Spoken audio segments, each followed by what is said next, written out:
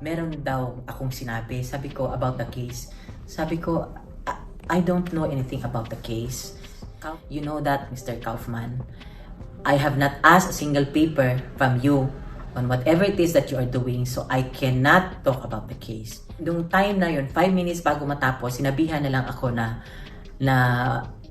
isususpend daw ako. Ang sabi ko, I am 110% sure na may depression na yan.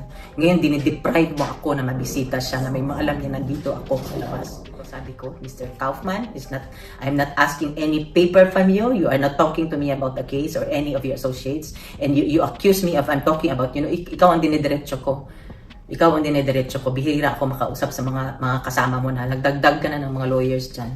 So I have nothing against you. So alam ko doon ka na nagalit eh.